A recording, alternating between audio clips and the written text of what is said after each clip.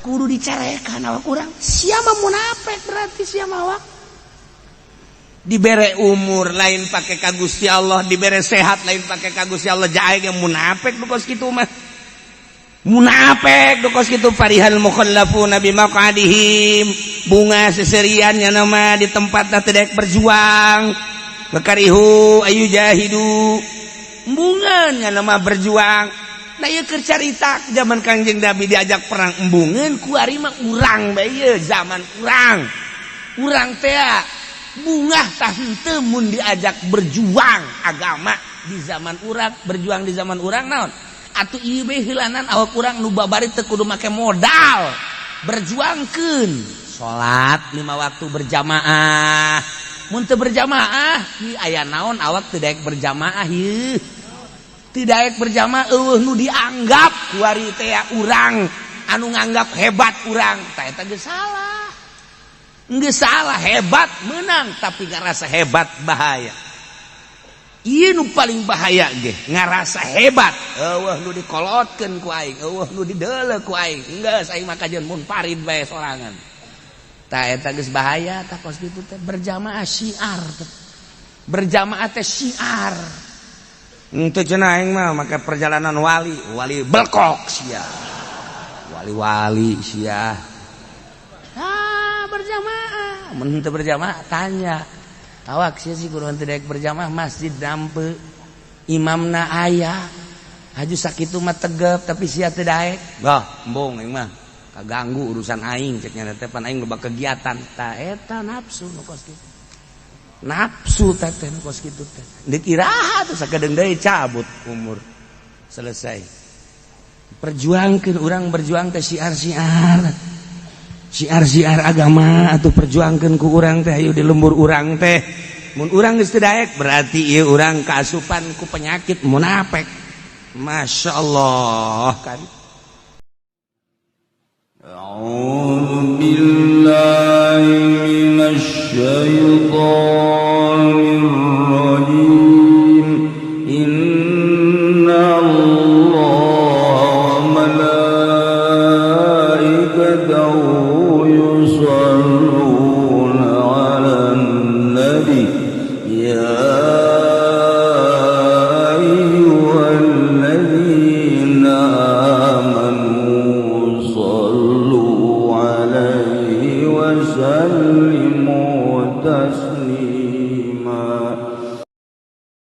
berjuang agama lamun lain ahli Allah moal kuat sebab naon kabita bae ku pamere kabita bae jeung kabongbrong ku dunia tapi lamun lillahi taala malah ngaluarkeun berjuang teh lain dibere tah ieu kiai teh lamun ceramah kan kudu dibere bae da dibere pan teh ceramah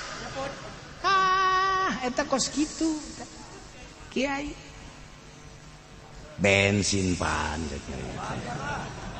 oh tuh wajar aja mah ceramah nu teu ceramah yang dibere wae aduh kita mah goblok bin tolol bin bloon bin oplo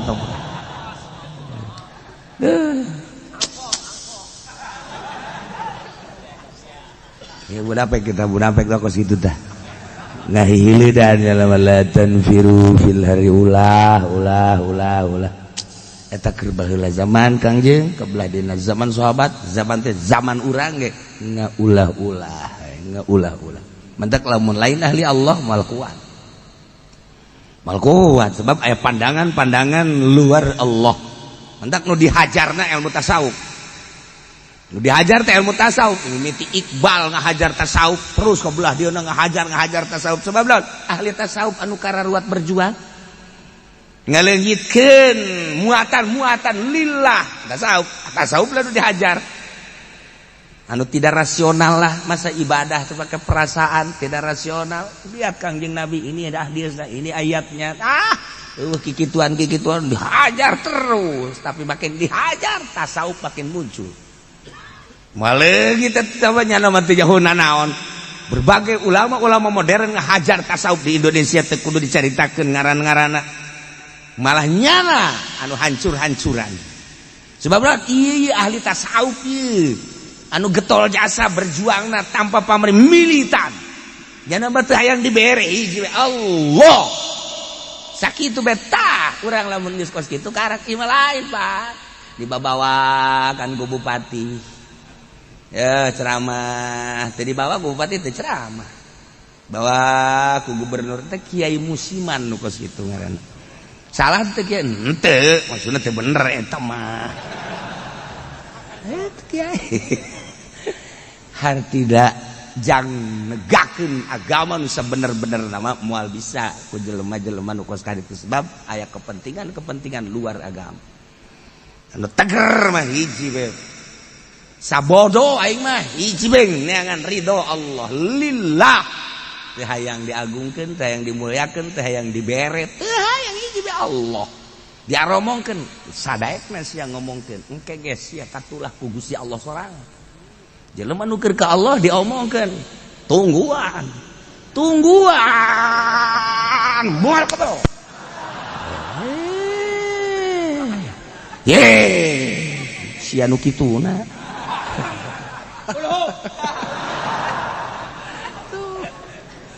moal beda ieu nu urang ngadenge mana sih Jawa Timur nu lilahna mana sih Jawa Tengah nu lilahna ya cakjana lillah mah urusan hate beres bener omongkeun ku sia langkah sia ku hatetan teu hate teh aya haseupna ka mana arahna teh ayo ahli Allah omongkeun ku sia ulah nu hirup keneh nu geus paeh ngomongkeun sia ka Maulana Hasanuddin omongkeun moal kebal sia jadi cak-cak sia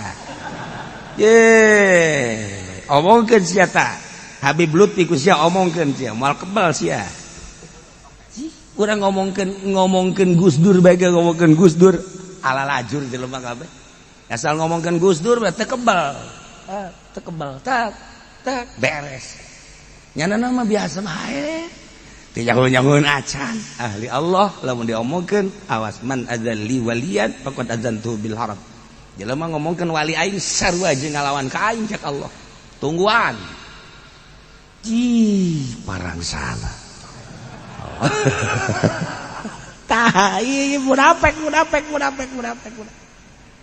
hiji nyengserikeun ka Kangjeng Nabi nyengserikeun ka rombongan mukminin anu berangkat perang beserta Kangjeng Nabi lantaran saat paila jeung musim gugur panas anu luar biasa nya nambah seserian yang serikeun bunga ku ditinggalkeun anak munafik nomor kaduana loba jasa loba pisan para sahabat anu memperjuangkeun agama teh mere hartana segala rupana bentuk hewan, bentuk makanan, bentuk uang, emas, perak, masya Allah dibikin, dikerahkan jang jihad fisabilillah bi amwalihim wa anfusihim justru munafik mah wa karihu ayujahidu bi amwalihim wa anfusihim fisabilillah ngomongna mukminin neruskeun ucapan Kangjeng tidak mau tahu paila atau panas kita berangkat bae syahid urang tinggal salengkah deui menuju Tabuk berarti menuju surga sahabat ngaromona geus kitu kadeleuna urang teh keur ngalengkah menuju Tabuk padahal menuju surga Firdaus sahabat teh ngomong geus kitu dedeleuan urang lantaran urang masih di dunia berangkat teh lengkah-lengkah urang menuju Tabuk tetapi aslina menuju surga tapi munafik ngomongna wa qaulul la tanfiru fil hari panas blon panas ulah berangkat panas ya nyiksa awak ya. Tapi sahabat ke Bandung berangkat beserta Kangjeng Nabi Muhammad sallallahu alaihi wasallam. Kangjeng Nabi qulna jahannam asyaddu harra. Gusti Allah kul bejakeun Muhammad eta munafikin ngomong panas. Emang bener keur panas tapi naru jahannam asyaddu harra. Panasna neraka jahanam leuwih sangat, leuwih dahsyat, leuwih parah tibatan panasna Tabuk. Kuari karasa panas, perang, paeh, surga, nikmat seserian. Tapi nyana, kuari ngarasakeun panas, nyana teu milu perang seserian, sakedeung deui di kulub di neraka jahanam leuwih panas. Ya Allah ya Rabbi, urang kuari panas. Urang panas, kuari geuneuleun jam bae kieu. Liwat tamual ye. Geus kieu bae nyana. Tadi ngauduk setengah piring doang ye. Geus kieu bae panas, geus kipas nyana. Tah, aya bae nu nganasehatan di itu ulah ngaji, panas. Panas urang teh kan butuh kesehatan, panas eta mah kan teu bagus. Porenganan bejakeun ka nyana naru jahannam asyadu harro panasna jahannam teh sia di imah bae leuwih sanget tibatan panas dan di majelis. Ye, di majelis mah panas ge lah sakedeung. Sakedeung di majelis mah kieu eta. Tapi ieu parah mah cenah kieu panas hate kula mah ieu. Hate panas cenah ieu. Teu mah di ASEAN ge panas bae. Panas bae teu mah di ASEAN ge ku urang panas bae. Ye, tapi lamun urang manteng ka Gusti Allah, manteng ka Gusti Allah. Orang misalnya ibadah ngaji, sholat, zikir, baca Quran, panas, dengar rasa, panas bae, alhamdulillah, Gusti, abdi diberi keluar kesang, ieu kesang teh jadi saksi, mungkin di akhirat teh cak kesang teh ya Allah ya Rabbi, teu ridho abdi lamun jelema eta dikanarakakeun sebab nyana tengah peuting maca Quran kesangan abdi saksina, Masya Allah saha nu kituna, Masya Allah. Kos nyana bae.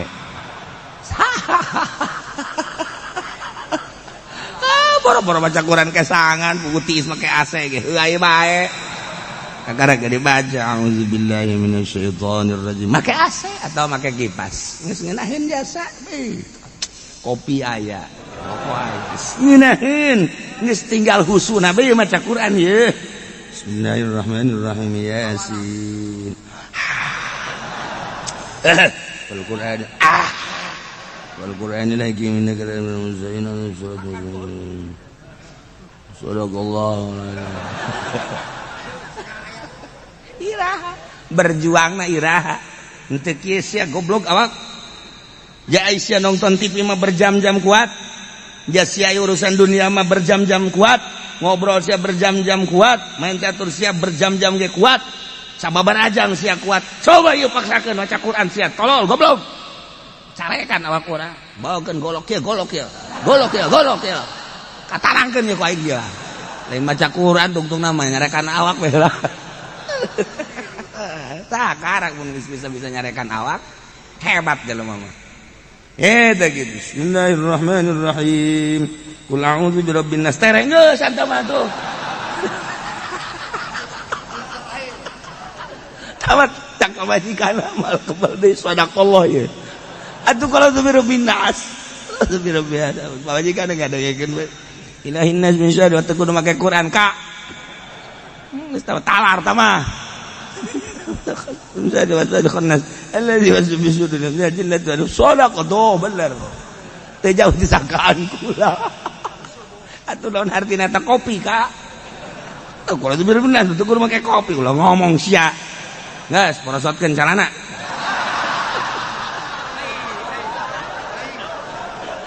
Cak pamajikanna paingan, maksudna eta meureun. Aduh, loba omong. Bisa aya polisi.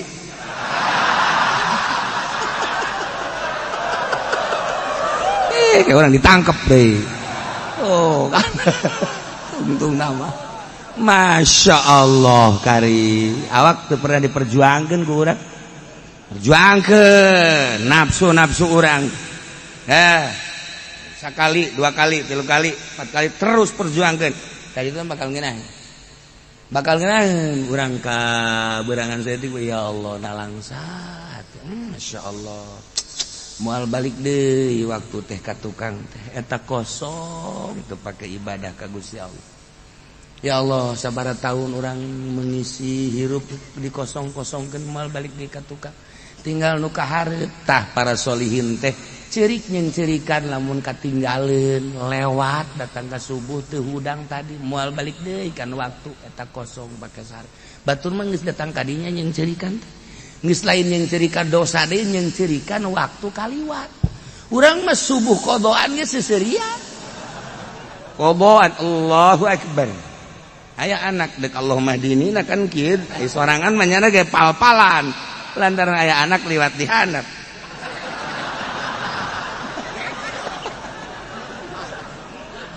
Aduh, anak dah ngintip deh ongko.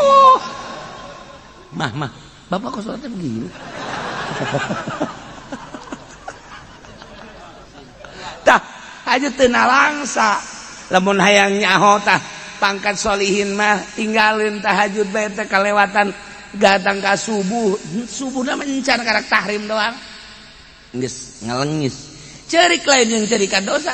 Eta waktu tak kaliwat Masya Allah kosong jaknya aduh bun ditegor ke di hareupeun Allah sia eta pun pake sare kunaon nu mantak sare lelap tah ditanyakeun nu mantak lelap sare berarti kan awalna kunaon mun barang dahar naon mun boga masalah naon ditungtu terus kadinya ceri para solihin urang pernah henteu pernah pan urang ya Allah ya Rabb urang mancan nyorang kesangan ibadah teh can nyorang nu mantak di masjid di majlis make ieu ge asup ulah kesangan jasa ulah awak urang teh ibadah ulah kesangan tapi kan main catur mah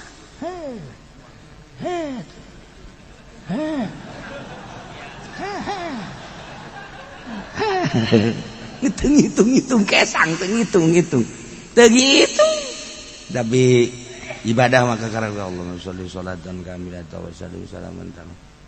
Ngaraneuheunnya ibadah kieu kesangan cek yang sholli sholatan kamilatan wa sallu pindah keluar aya tiis cek angin. Allahumma sholli sholatan kamilatan tah di dia mah tiis sholli sholatan kamilatan.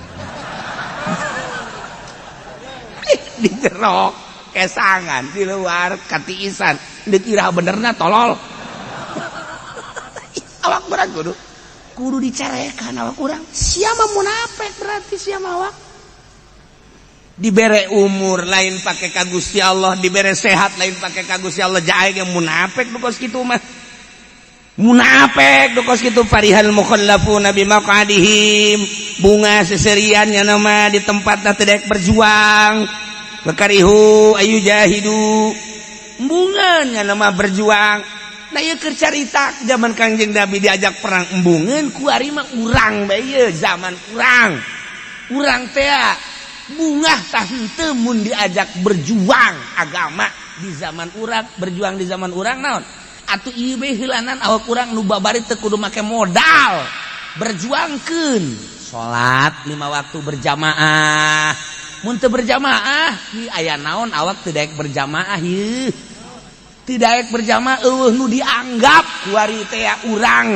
anu nganggap hebat urang tah eta geus salah hebat menang tapi ngarasa hebat bahaya ieu nu paling bahaya ge ngarasa hebat eueuh nu dikolotkeun ku aing eueuh nu dideuleuh ku aing geus aing mah kajian munfarid bae sorangan tah eta geus bahaya tah kos kitu teh berjamaah syiar berjamaah teh syiar untuk cenah aing mah make perjalanan wali belkok sia. Wali sia. Berjamaah. Mun teu berjamaah tanya. Awak sia sih kudu teu daek berjamaah masjid dampe. Imamna aya. Haju sakitu mah tegep tapi sia teu daek. Bah, embung aing mah kaganggu urusan aing cek nya teh pan aing loba kegiatan. Tah eta nafsu nu kos kitu. Nafsu teh kos kitu teh dikiraha tuh sakedeung deui cabut umur selesai perjuangkeun urang berjuang teh syiar agama atuh perjuangkeun ku urang teh ayo di lembur urang teh mun urang geus teu daek berarti ieu urang kaasupan ku penyakit munafik masyaallah kan mentek ulama kataji di pesantren Banjar teh lainna naon di pesantren Banjar eta ku hebat ayah nyin pondok pesantren kemudian ieu masjid sekelilingna anak-anak incu waya salat ka masjid Masya Allah tah di Banjar teh datang ka kuari istimewana waya salat ka masjid kabeh nu imam rawatibna hiji geus lamun kaburu atuh berjamaah teu kaburu tetep ka masjid salat jam sabaraha tilok salat di imah di masjid tah ngahirupkeun kos kitu tah hese jasa urang mah ieu pondok pesantren teh pasalia di ditu pondok pesantren pasalia geus masing-masing. Komo nulain pondok pesantren mah di lembur, nah salat bersama baik ke Allah di masjid ke Allah di ka Allah ngadalil soekeun habak teh sungutna. Ngadalilnya nah di masjid ke Allah di dieu ka Allah besar wah bae ka Allah tah. Nah, iya biang munafik anu kos kieu. Ji ka masjid bab teh boga anakna kan nanyakeun abah ka mana berjamaah. Saregepkan kadengena. Masyaallah. Engke kebal anak lagi nuturkeun bantah. Wari mah anak mah geus didaekeun ka masjid. Sia ka masjid. Abah ge tilo.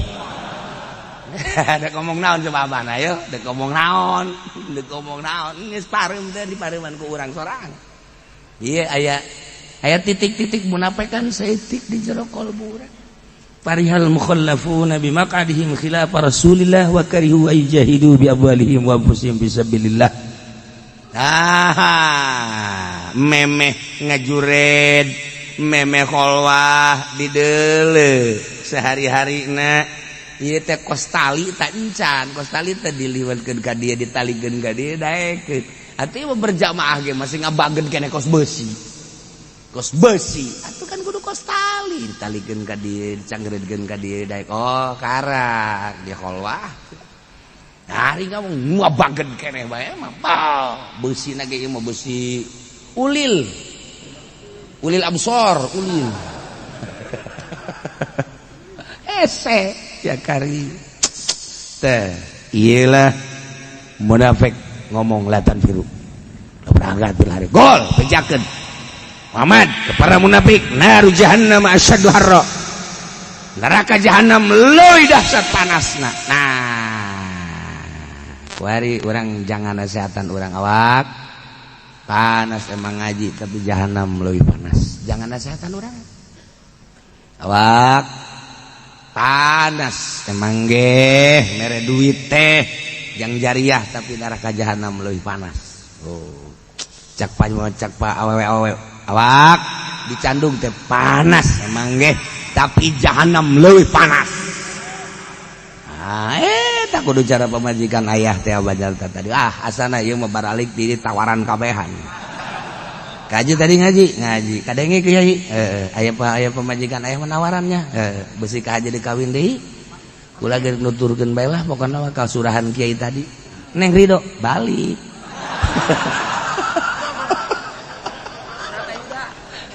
siapa kok kakak mah bangun hayang teh gitu henteu sih tadi bangun merangkak itu aing mah nanya ge sia lamun aing gawe deui bang sia deuk balik apa deuk cicing we deui baliklah geus atulah kos kitu mah nawaran Allah tah nar jahannam asyaddu harra kitu ge lau kanu yafqahun lamun nyana nyarahun bahwa neraka jahannam leuwih sangat panas leuwih dahsyat panas leuwih pohara panasna mata kalau mual katinggalin mual ditinggalkan mual ninggalkan mana pasti berangkat lamun nyahoeun neraka jahanam leuwih dahsyat panas pasti berangkat kos kuari bae urang lamun nyahoeun bahwa neraka jahanam teh jang meuleum nu kredit jang moal ngredit urang mun nyaho urang bahwa neraka jahanam leuwih dahsyat jang moal nyokot duit bank moal kajeun kumaha ge bank tah bunga-bunga lain bank nah lamun nyahoeun bahwa ngabohong eta jahanam jamual ngabohong mun nyahoeun nipu teh jahanam panas atuh jamual ngabohong kulantaran teh nyaho pajar teh teu panas atuh dilakukeun mulai ti ayeuna nasehatan awak urang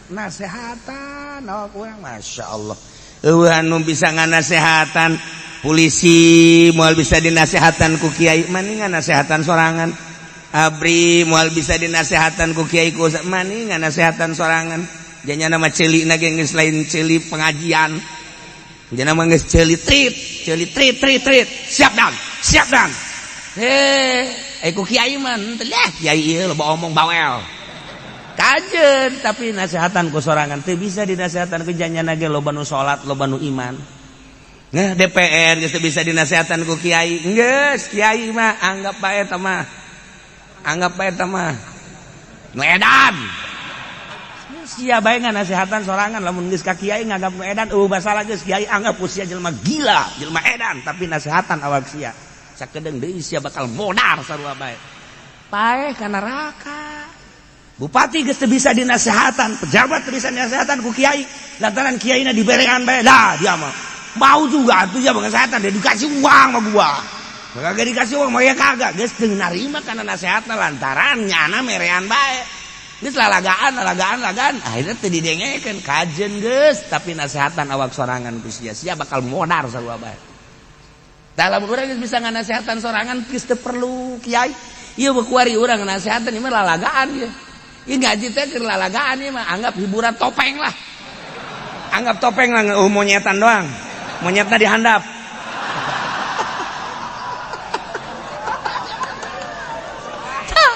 Anggap dah. Tapi geus ieu mah kajen dianggap topeng monyet ge. Ngan balik mah nasehatan sorangan geura. Nasehatan ku sorangan teu bisa ka nasehatan ku kiai, nasehatan sorangan. Kiai lamun geus bisa nganasehatan sorangan bakal hebat geura. Sebab kiai loba hasud jasa, loba jasa kiai mah nu hasud anu nasehatan awal sorangan.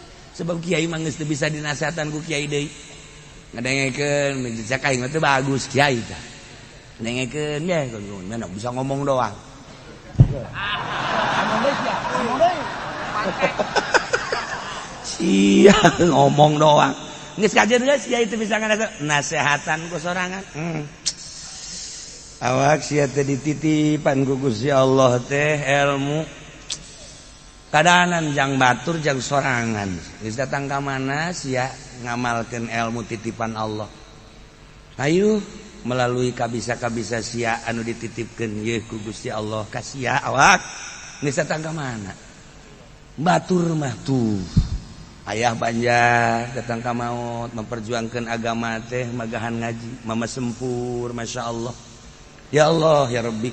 Tuh Mama Satibi, tuh Mama Nahrawi, Mama Oco, Mama Jengan Imam Keresek datang ka maot nyana memperjuangkeun agama teh.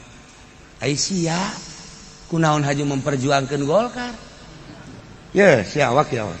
Awas sia ku aing dipeupeuh ku kayu Golkar sia ku aing. Hah? Nasehatan nu bisa nganasehatan ya batur mah malah jeung seurikeun. Nasehatan ilmu teh nu bagus mah jangan nasehatan diri sorangan. Nu mentak dizarahan ge Mama Sempur dizarahan, Mama Bakri ngaranna itu Mama Satibi teu eureun-eureun dizarahan, tuh Mama kitu Mama Nahrawi di teu eureun-eureun dizarahan, Mama Oco jeung sajaban. Eta teh kapan meureun aya sinar. Nah sia awak ye mun urang jadi kiai. Sia lamun paes anu ngajarahan. Ngomong deui emang sia yang dizarahan. Yang dizarahan maksudnya berarti hayang wali meureun hayang mulia goblok si awak. Atuh teu anak-anak ya urang nu ngajarahan. Wasiatan ka anak. Wasiatan ka anak. Nah ka dieu. Abang mun pae ajarannya teu hayang. Ya berarti. Emang kudu pelit, apa pelit?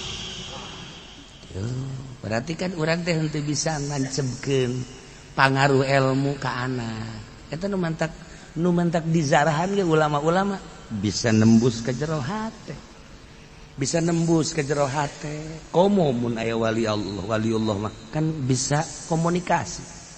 Aya nu sok urang dihadiahan Imam Badawi. Imam Ahmad Kabirur Rifai, Imam Badawi tah sakurun tah. Begitu Imam Badawi maot kan Imam Rifai kan kadinya ziarah. Begitu ziarah, assalamualaikum ya Imam Badawi. Badawi teh Habib kan itu mah. Terus we baca hadiah. Nah, nyana boga masalah isu. Lain isuk dina tahun ieu endeu ka Mekah. Maksudna minta petunjuk istikharah ka Gusti Allah encan aya petunjuk bae. Ieu melalui ziarah ka Imam Badawi. Nyana ziarah di jero hate, ieu di jero hate. Ieu minta petunjuk endeu ka Mekah. Beres, amin, alhamdulillahirabbil alamin. Henteu ngomong teu naon. Suara di jero kuburan. ya Ahmad Kabirur Rifai besi deka Mekah ka Mekah bae insyaallah tahun ieu aman salamet eueuh nanaon geus geura ka Mekah nyana ngahulang we kieu bae suara di jero kuburan buat kakadenge ya Allah ya Rabbi cak eta si iman Badawi pohara amat pohara jasa tak kadenge iman lain ku perasaan tapi ku ceuli ieu di tukang dari tukang murid-muridna Aisyah tadi ngadenge mama Masya Allah datang ka kos kitu datang ka kos kitu teu karomah nu mantap urang di hadiahan bae Imam Badawi di hadiahan Imam Ahmad Kabir Rifai di hadiah tah dibuktinan mantap Imam Syaroni zarah kadinya anu ngarang Mizan Syaroni teh zarah kadinya ku hebat-hebat ta karomah di jero hatena nyaho coba zarah ya ka dieu ye coba cenah lamun boga masalah langsung dijawab aya suara di imahna teh boga rencana kos kitu teh dina hate Assalamualaikum ya Badawi beres encan ingkah hei Syaroni masalah nu di kitab anu nu kumaneh dipake kabingung teh eta jawabanana ieu sakian lamun dikak bulu aing mah dijawab langsung di dinya kakarak di dinya mah percaya jasa langsung endek di hadiahan bae setiap salat kula dek hadiahan ka Imam Badawi. Nah ieu eta bukti. Si ieu kan cara langsung dijawab.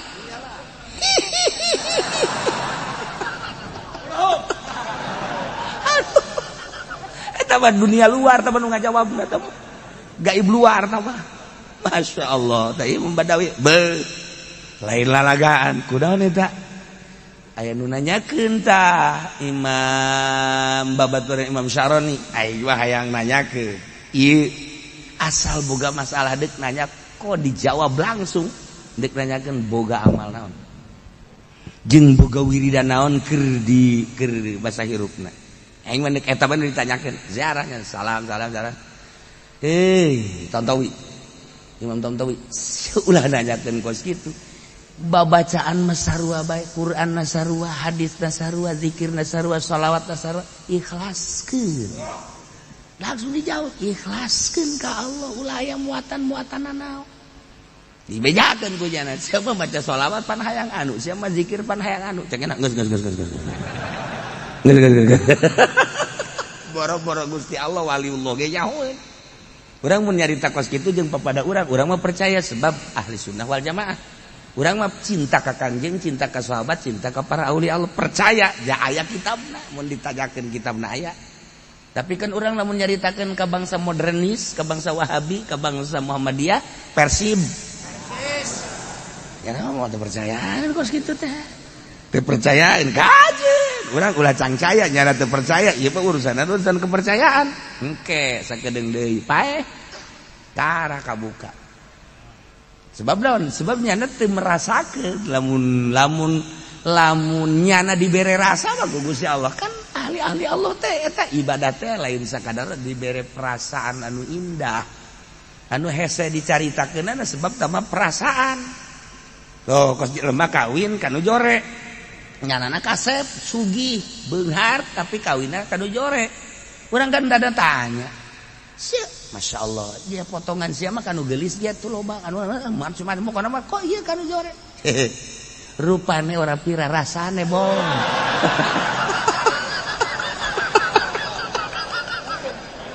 tah ieu kan perasaan aya perasaan anu teu bisa dicaritakeun ku manehanana jalamun manehanana teu boga perasaan mah atuh awe ieu meuli nu mana ge bisa tapi aya satu perasaan pandangan batin anu luar biasa je lah cara mereka ieu bisa kitu sebab urang kawin kanu geulis can puguh bisa ngahudangkeun tahajud tapi pamajikan aing mah jore-jore ge ngahudangkeun kaji biasana kaji tahajud hudang tah mendek tahajud teu penting hudang kajen awakna teu hudang ga asal teh bae hudang sia masuk aju leuwih ieu ngahudangkeun teh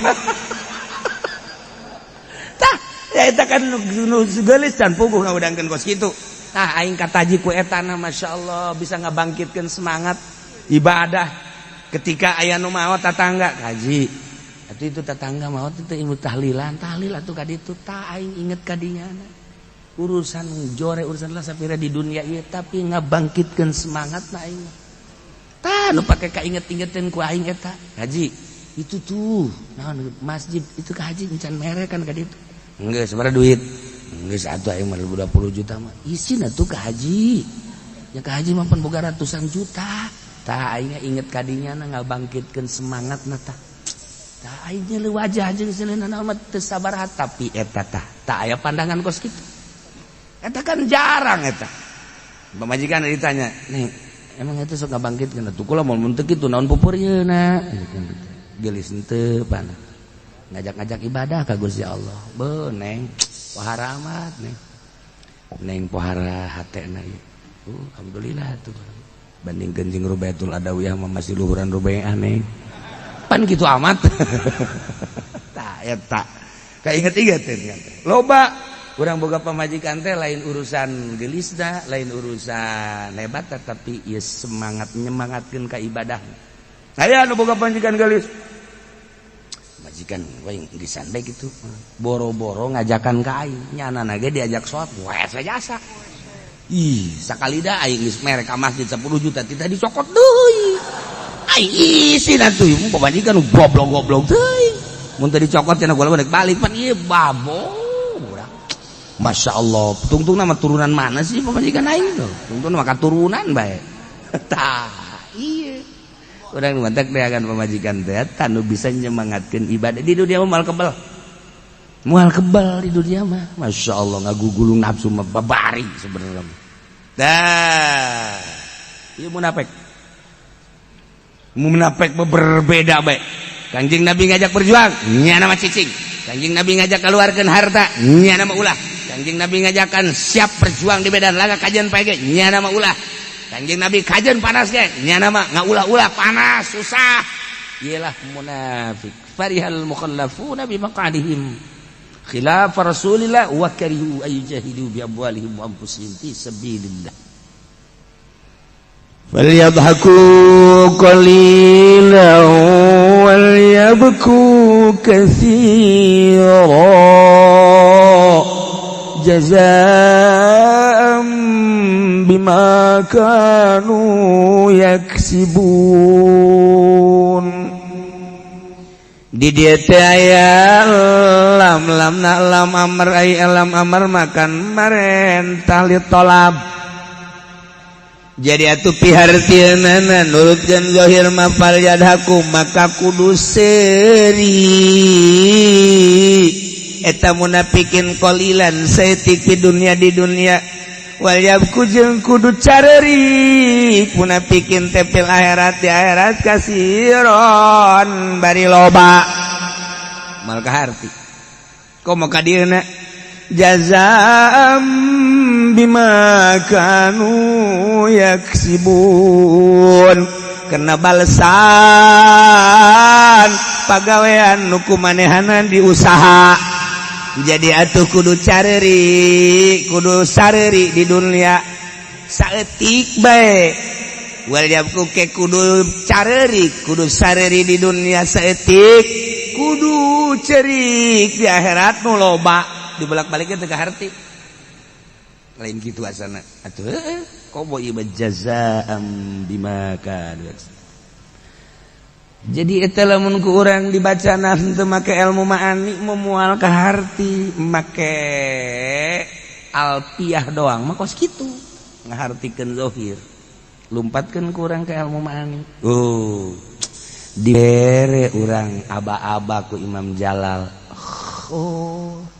khobarun an halihim bisyighatil amri setik teuing nya merena aba-abana nya datang ka teu kaharti deui pan ku urang geus bae mah ningang sadaqallahul azim bae teu kaharti hese orenganan di dieu teh talab nabi mana khobar mentak tadi khobarun ieu teh bahasa khobar nyaritakeun an halihim tina tingkahna munafikin tetapi make bahasana bisyighatil amri make segat amr geus lamun dilempengkeun mah horeng ieu teh amri bimakna khobar ieu mah kan sakadar nyaritakeun atuh ulah dibawa amrna geus lempengna ngomong mah eta munafikin teh kulantaran di dunia nang tangan bae ka Kangjeng Nabi, pagawean teh nang tangan ka Kangjeng Nabi, selalu kontra bae jeung Kangjeng Nabi.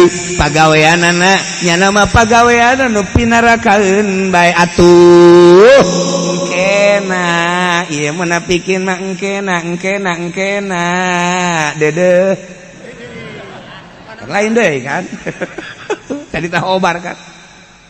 Lantaran munafikin mah boga pagawean teh selalu berbeda bae jeung Kangjeng Nabi. Sedengkeun Kangjeng Nabi mah ieu teh ngajakan ka akhirat atuh meureunannya nama ngajakan ka neraka dunungan. Geus atuh manehanana mah ajakan ka neraka geus ku Gusti Allah dicaritakeun di dieu make bahasa-bahasa amr. Kulantaran kuku-kukuhna manehanana bakal ka neraka, maka sanajan hobar make caritaan amr. Geus atuh di dieu teh nyaritakeun tingkah munafik, horeng munafikeun mah munafikin mah nu tadi seserian teh anjeun serikeun Kangjeng Nabi eta teh fal yadhaku qalila seserianana moal kebal kan kaharti dijah tangkorakna meureunna hese ieu teh ngahartikeun ieu teh hese ieu ge bener nya salah kieu teh bener salah mah ulah teruskeun tuh kiai balik siana. Tah hese ngaji teh kos kieu tah mantep kudu ngaji ilmu ma'ani jang parantinu kos karari tah mantep santri sia mondok sabar tahun 15 angel amat hese ngaji teh hese mun ngaji babari mah atuh kotoknya bisa magahan lagi, embe bisa magahan lagi, kebo bisa magahan lagi. Kulantaran ngaji hese. Atuh kieu aja kebo mah atuh sia kos kebo maksudnya. Ih, hese. Sia teh ngomong dua aing teh goblok. Itu sia teh kos embe berarti. Nu teu pinter teh embe. Oh, nu teu pinter mah embe. Heuh, nu pinter mah jelema. Oh, jadi lamun teu pinter embe. Heuh, hadena kudu teu pinter. Embe sia. Siambe. Nah, pas gitu mantap. Emang kadeleuna jelema ku wali mah kan, oh ieu jelema. Oh ieu mah setengah jelema. Oh ieu mah embe. Oh ieu mah monyet. Pan ka dieu cenah kiai, ya jodohin deui. Dah. Ulah dari parihal mukhallafuna bubungannya nama seserian atuh dijelaskeun di dieu.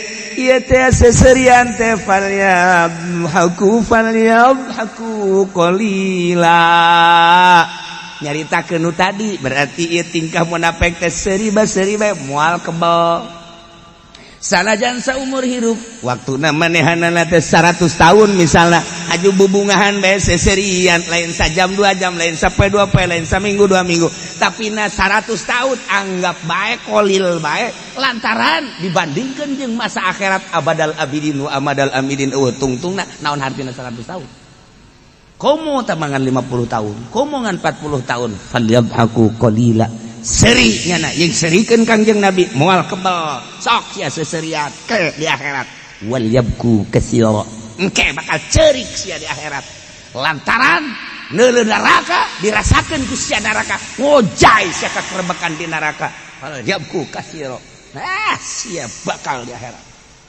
ye ieu teh naon jazaa'an bima kanu yaksibun etalah balasan-balasan kalakuannya na pagaweannya na nuku manehanana dipigawe waktu harita bubungahan seserian sak moal kebal sia seri di alam dunia anu manehanana kamari ngajakan ulah berjuang teh sok sia seserian sesenangan ke wal yabku katsira bakal ngerebek di neraka abadal abidin wa amadal amidin.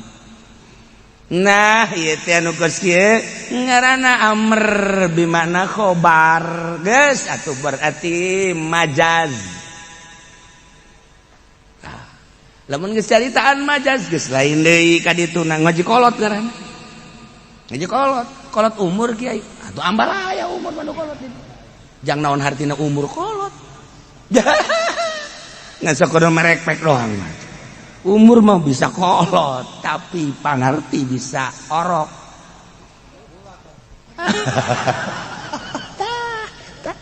Iya mah teu kudu kolot teu kudu ngora.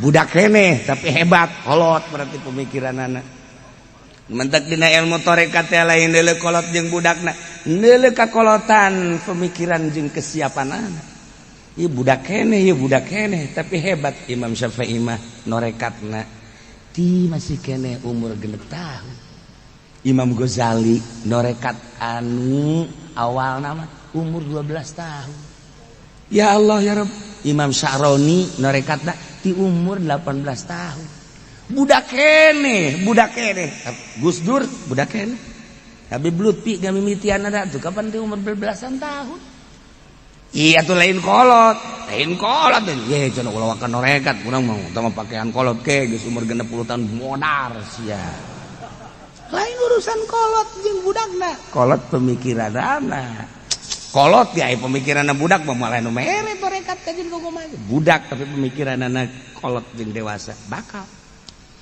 cenah can ngaji cenah lain urusan ngaji luar ngaji mah ieu mah luar sebenarnya Imam Sya'roni emang kumaha gitu Imam Sya'roni teh geus jago ngajina geus hebat luar biasa kemudian kabelah dieuna manehanana merenung hayang nikmat ibadah gancang caritana mah kapanggih bae lah jeung hiji guru kapanggih jeung hiji guru panti tadi jual kitab kabeh hah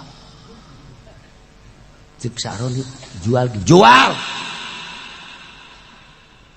nyana ngahulang bepan ieu kitab paranti magahan ngaji mun eueuh kitab deuk kumaha paranti mutolaah mun eueuh kitab kumaha ngahulang nyana titah dijual kabeh waduh siap geus dah siap jual kabeh jual bikeunana geus eueuh kitab hiji-hiji acan di tarak dibere sholawat dibere zikir nyana nanya kunaon emang nu mantak titah dibikeun jeung dijual aya mah sia neuleuh deui ongkos jelema main gapleh eureun tapi gaplehna teu luhureun lawang moal kebel engke puyang itu naon oh gapleh teh cokot deui guyana ieu lalagan trenan tangkorak sia barudak mun endeup piceun urang macana kuret tadina resep jasa ngagitar lah kuari mah geus bisa digantungkeun bae dideuleu encan beneran teh kos kitu tobatnya can bener setahun puyang deui pamajikanna balik mulai cokot deui melepas kerinduan tah eta piceun biceun beres geus ieu Imam Sya'roni langsung jual beres dang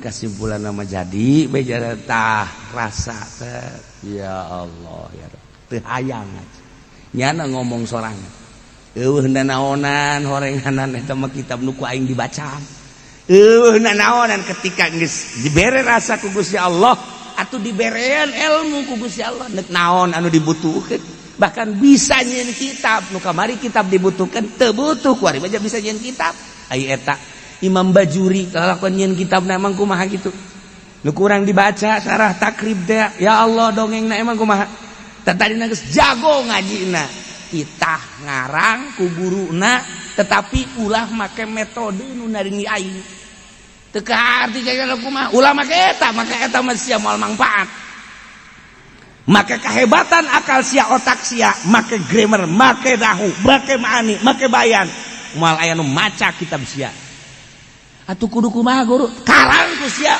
ulah make ilmu eta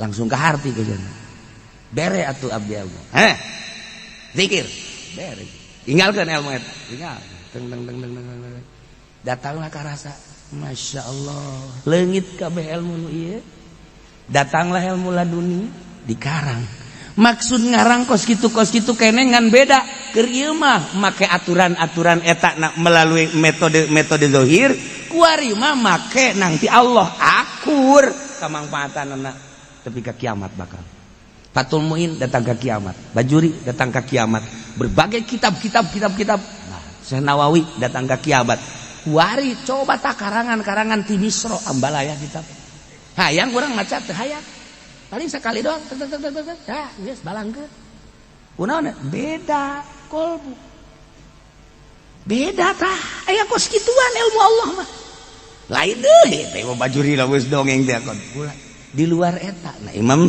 Syaroni kos gitu ini kitab jana Mizan Kubro emang keur ieu ge neuk tetapi keur ieu mah make metode warima lain nang Allah langsung beda kos karar itulah geus datang ka dinya tah karak jadi jelemah ngaranna sebab naon geus teu hayang Imam Syafi'i ngarang Al-Um 4 jelemana ieu Syafi'i nu mana nu asli coba opat itu hiji kitab dikarang ku opatan nyana keneh teu kaharti atuh moal kaharti urang mah beuki peda keneh dahar mun teu jeung peda marah pan urang pamajikan ieu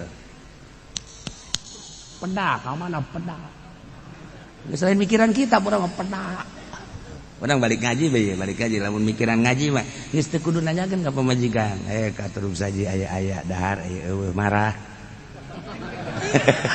ngaranna bloon ulah tah geus urang aya ambil dahar diajar tah urang pas kitu tah eueuh bae geus cicing aya keke pamajikan ka pan kuali telok nanyakeun ngamalkeun ilmu lah kuali waduh cek pamajikanna mantep nih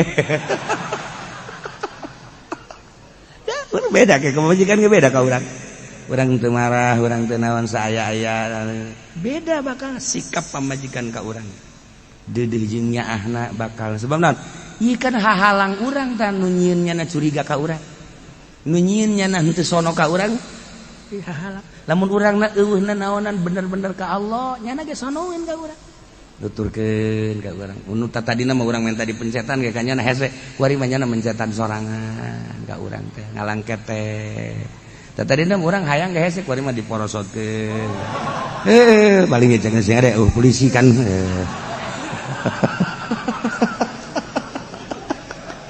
aduh ya Allah ya Rabb dah iya ya falyadhaku qalilan wal yabku katsiran jazaa'an bima kanu yaksibun seperti etalah munafik mudah-mudahan urang kabehan dijauhkeun tina penyakit munafik supaya urang tambah-tambah takwa ka Gusti Allah dimere mantap ibadah ka Gusti Allah jauhkeun penyakit-penyakit batin.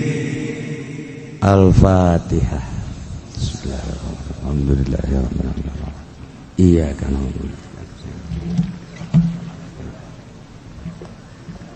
Allahumma shalli wa sallim ala sayyidina Muhammadin fil awwalin wal akhirin wa barik wa sallim wa radiyallahu ta'ala an sadatina ashabi sayyidina Rasulillah ajma'in. Ya Allah ya Rabbal alamin Allahumma hdina siratal mustaqim Allahumma hdina siratal mustaqim Allahumma hdina siratal mustaqim siratal ladzina an'amta 'alaihim minan nabiyyin was-siddiqin wasyuhada'i was-shalihin wa hasuna ulaika rafiqa dzalikal fadlu minallahi wa kafa billahi 'alima wa salli wa sallim ala jami'il anbiya'i wal mursalin.